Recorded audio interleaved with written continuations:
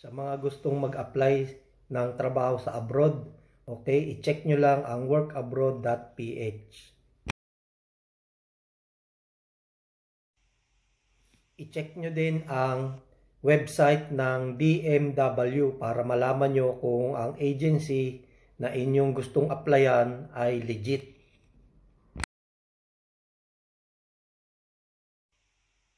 Pagka nakita nyo na yung workabroad.ph at DMW at may gusto kayong applyan doon, mag-sign up kayo sa e-registration para gumawa ng account. I-check nyo din at gumawa kayo ng account sa Payos pagka meron na kayong e-registration kasi kasama yun sa requirements, yung pre-employment orientation seminar.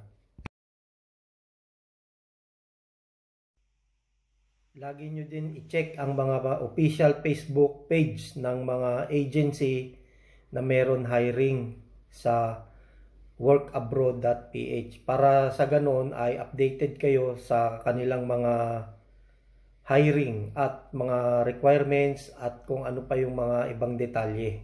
Okay, good luck sa lahat.